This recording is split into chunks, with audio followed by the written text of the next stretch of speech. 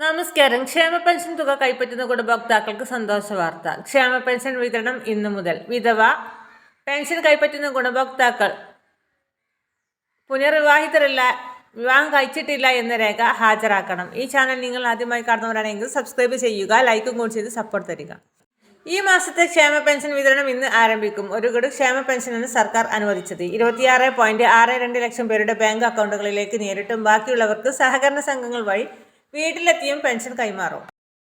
വിധവാ pension കൈപ്പറ്റുന്നവർ പുതിയ രേഖ സമർപ്പിക്കണമെന്ന നിർദ്ദേശമുണ്ട്. പുനർവിവാഹിതരായിട്ടില്ല എന്ന സാക്ഷ്യപത്രം വാർഡ് അംഗങ്ങളിൽ നിന്ന് വാങ്ങി സമർപ്പിക്കണമെന്ന് നിർദ്ദേശിച്ചിട്ടുണ്ട് തദ്ദേശ സ്വയംഭരണ സ്ഥാപനങ്ങൾക്ക് നൽകിയിരിക്കുന്നത്.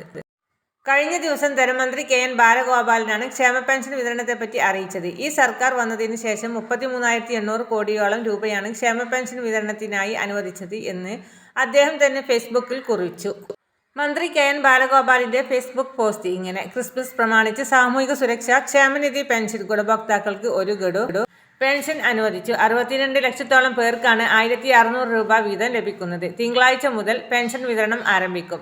27 ലക്ഷം പേരുടെ ബാങ്ക് അക്കൗണ്ടുകളിൽ തുക എത്തും. മറ്റുള്ളവർക്ക് സഹകരണ സംഘങ്ങൾ വഴി വീട്ടിലെത്തി പെൻഷൻ കൈമാറും. കഴിഞ്ഞ മാർച്ച് മാസം മുതൽ പ്രതിമാസ പെൻഷൻ വിതരണം ഉറപ്പാക്കിയിട്ടുണ്ട്. ഈ സർക്കാർ വന്ന ശേഷം 33,800 കോടിയോളം രൂപയാണ് ക്ഷേമ പെൻഷൻ വിതരണത്തിനായി അനുവദിച്ചത്. ഇന്ത്യയിലെ ഏറ്റവും സമഗ്രമായ സാമൂഹിക സുരക്ഷാ ക്ഷേമ പെൻഷൻ പദ്ധതി നടപ്പിലാക്കിയിട്ടുള്ളത് കേരളത്തിൽ തന്നെയാണ്.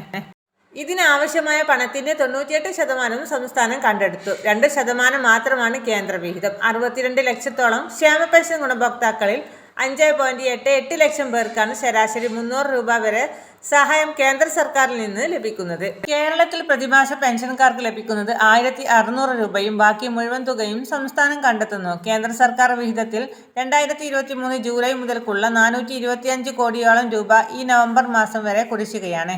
ഇക്കൊല്ലം ഓഗസ്റ്റ് 29-നാണ് ഓണവുമായി ബന്ധപ്പെട്ട സാമൂഹിക സുരക്ഷാ പെൻഷൻ വിതരണം ചെയ്തത്. ഓഗസ്റ്റ് മാസത്തെ പെൻഷനായിരുന്നു ഓഗസ്റ്റ് മാസത്തിൽ വിതരണം ചെയ്തത്.